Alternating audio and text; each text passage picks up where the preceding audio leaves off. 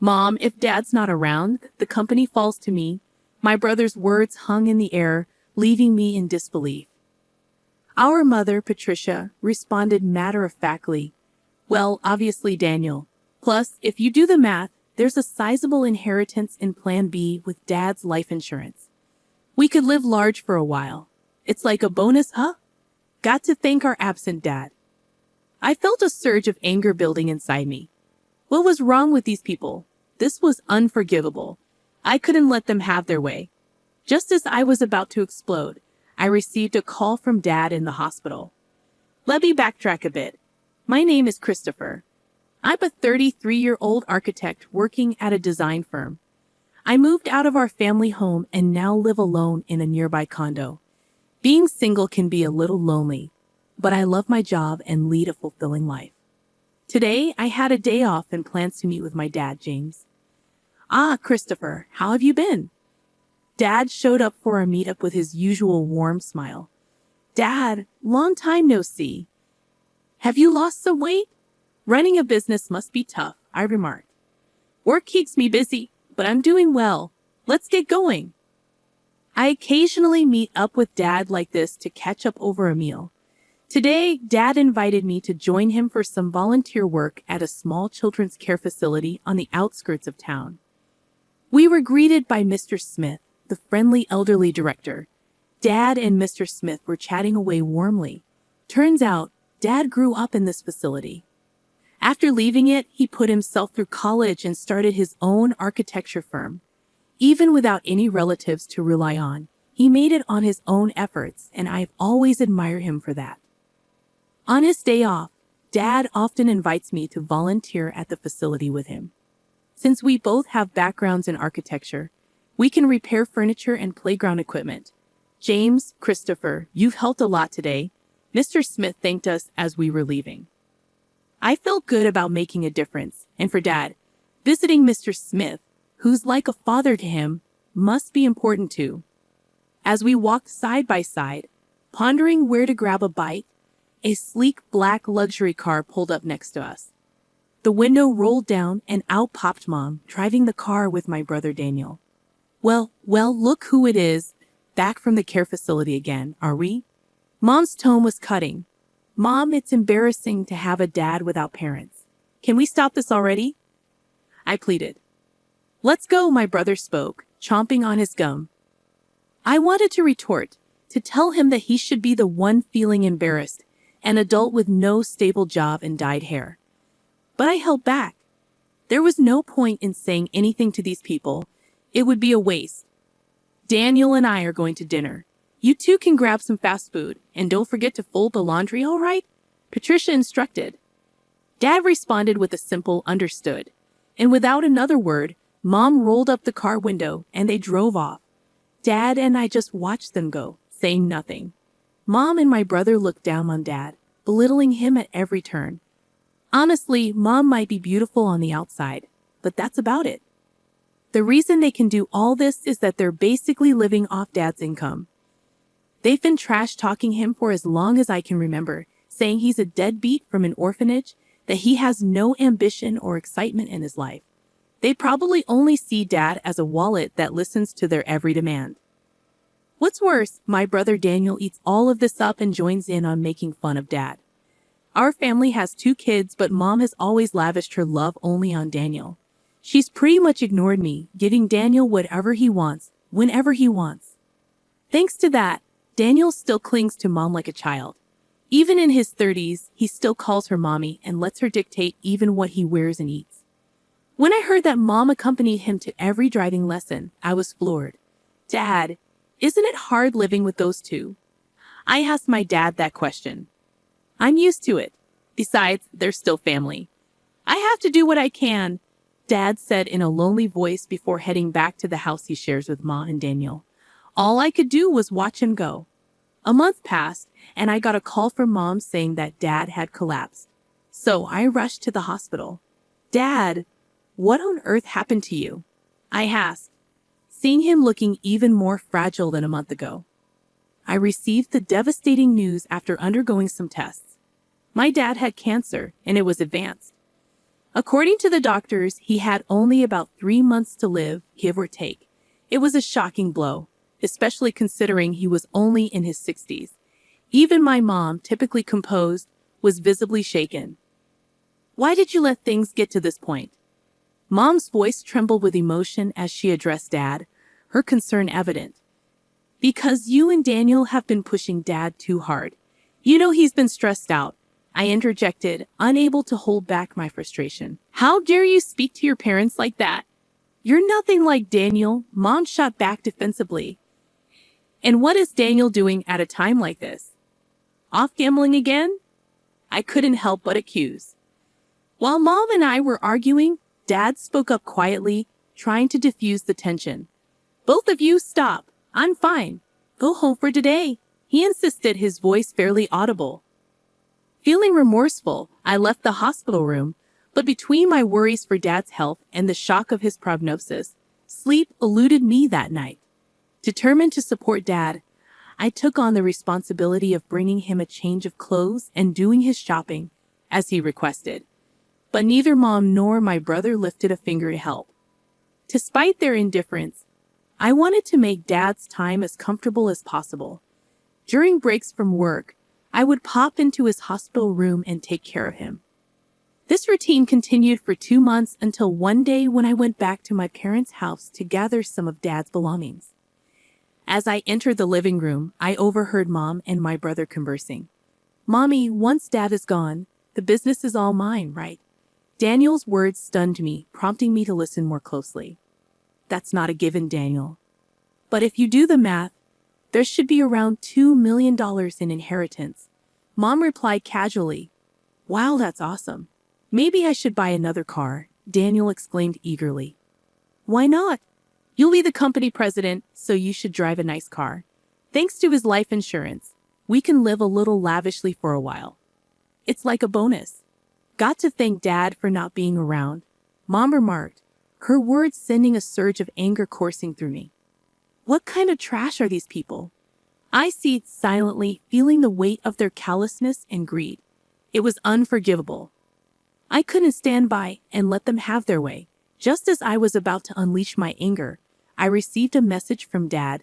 Christopher, can you come to my hospital room alone? Despite the storm of emotions within me, I managed to contain them and went to see my dad.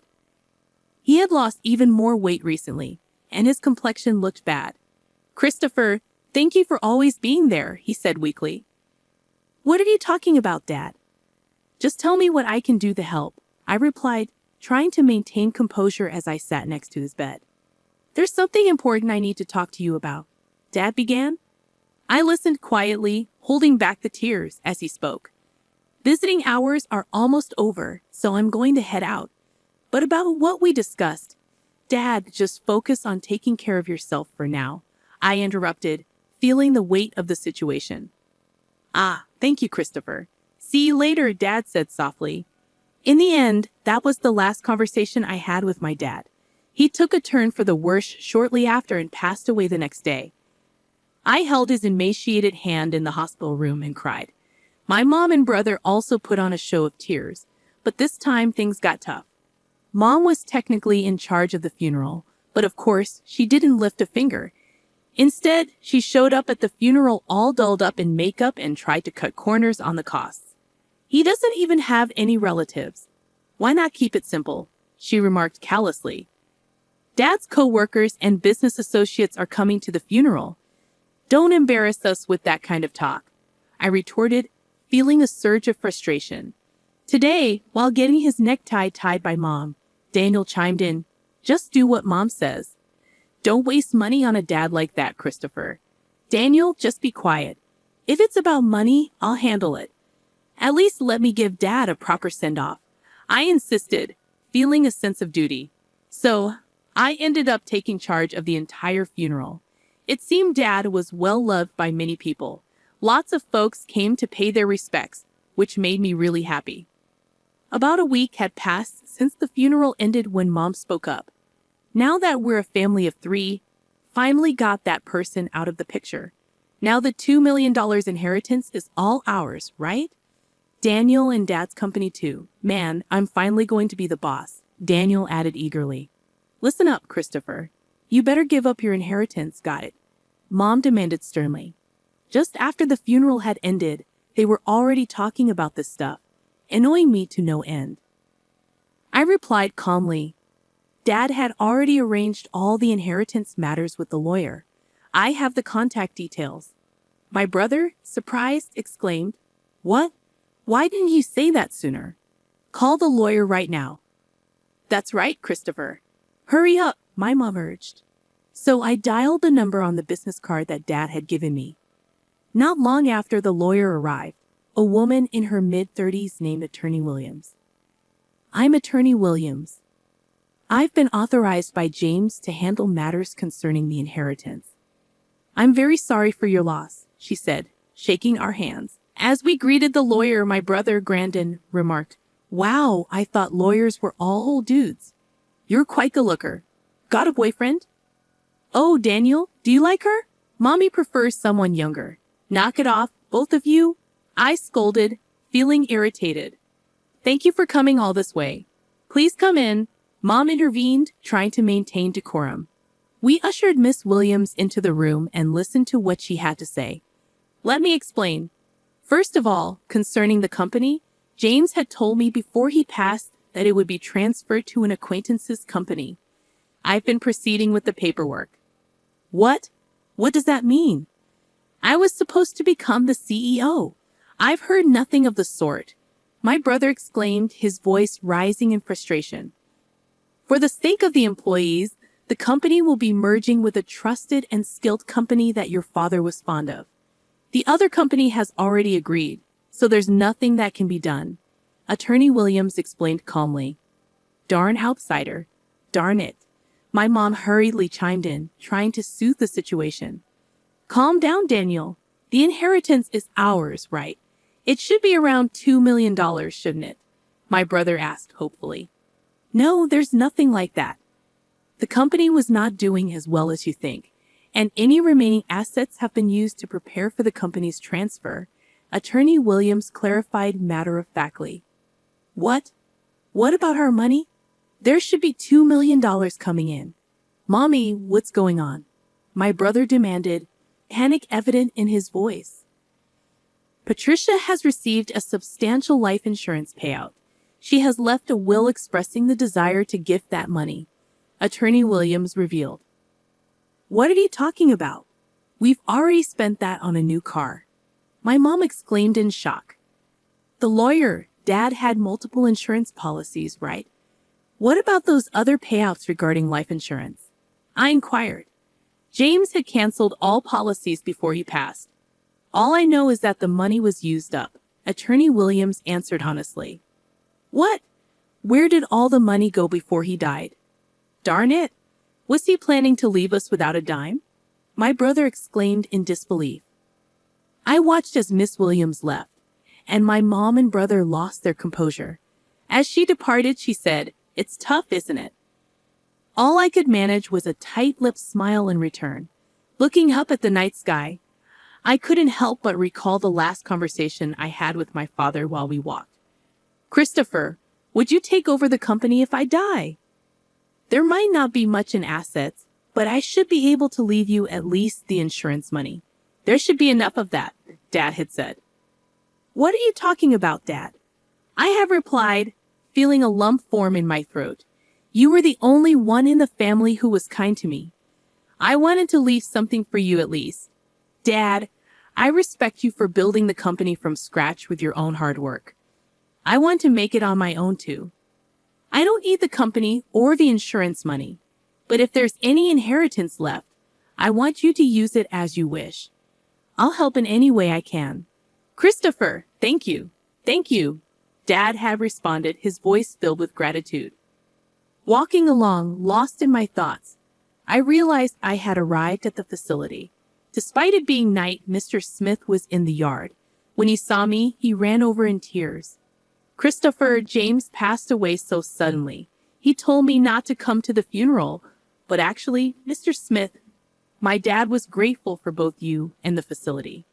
I just found out too, a little while ago. James made a large donation to the facility. a really large one. Now we can buy the things the kids need. We might even be able to renovate. Thank you, I explained, my own voice trembling with emotion. But I wish James could have lived.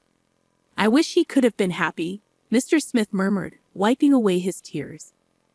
While comforting a tearful Mr. Smith, I found myself crying too. Looking up at the starry sky, I whispered in my heart, "Dad, you did it. You really did it."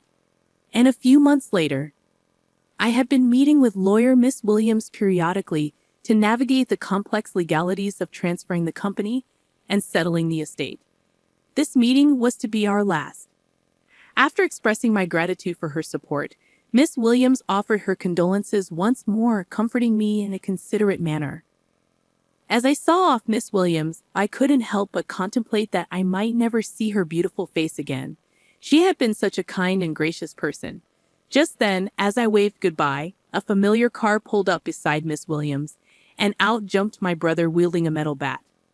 "Hey, what the heck are you doing?" I yelled, quickly tackling my brother to the ground. "Shut up! Let go of me!" he shouted, his face turning red as I held him down. "Were you trying to attack Miss Williams? What's going on?" I demanded, shocked by his actions. "Because of her, I didn't get the company or the money. It's her fault, damn it," my brother ranted. "That's ridiculous. This isn't Miss Williams' fault," I retorted, incredulous at his accusation. I had thought him foolish, but this was beyond anything I had expected. Shielding a trembling Miss Williams, I called the police. Inside my brother's car, not just a bat, but also a rope and a stun gun were found, clearly weapons. He was swiftly arrested. When our mother found out, she fumed, "You'd send Daniel to jail? Your own family? How heartless." I replied calmly, "I no longer consider you or him family. My only family was my late dad. I'm cutting ties with both of you." Mom continued ranting, but I ignored her and cooperated fully with the police investigation. I later found out that my brother had also been repeatedly harassing Miss Williams online, making vulgar comments and slandering her. Threats had even been made, and the police were in the process of identifying him. My brother was sentenced to jail for his attempted attack on Miss Williams. She also sued him in civil court for defamation, and he was ordered to pay damages. Please take every penny he has if that'll make him reflect on his actions. I'm truly sorry for all this. I apologize to Miss Williams. Upon my apology, Miss Williams gave a faint smile and said, "I'll do just that. Thank you for saving me from a dangerous situation. From now on, I hope you at least find happiness, Christopher." Several months later, when spring arrived. Today, I found myself at Sakura Garden, but it wasn't for volunteering. It was for a business meeting. Thanks to the funding from my father's donation, the aging facility was planning a renovation. Mr. Smith had approached me for the architectural design. Initially, I declined, citing my inexperience. But Mr. Smith was unyielding. James always proudly said, "Christopher will become an exceptional architect. He's already surpassed me. We can do this because of James," Mr. Smith insisted. "I'd really like for you to take on this project, Christopher." With sentiments like that, how could I say no? I wanted to create a wonderful building that brought even a small amount of happiness to the kids and Mr. Smith. I'm sure my dad would have been proud of that. As for my brother, well, he hasn't changed. Even after his sentencing, he's become even more irresponsible. Though he avoided jail due to probation, he still begs our mom for money daily, starts drinking in the afternoon, and gambles away what he borrows. My mom is being pushed around by my brother every day. The large house we lived in, thanks to my dad, along with the car bought with insurance money, were sold to pay for Miss Williams' compensation and my brother's bail. Now, it seems they live together in an old apartment. A friend told me she's lost her beauty, looks more like an old woman now. She brought this upon herself. But I hope she at least reflects on how she treated my dad poorly before he passed away and raised my brother to be such a mess. One last thing, I'm going to marry Miss Williams, the lawyer, soon. She told me in confidence that she felt attracted to me after I saved her from my brother's violent behavior. She's a bit on the serious side, but I really love her for her kindness and dependability. From here on, I aim to work hard and be like my dad, building a warm and loving home.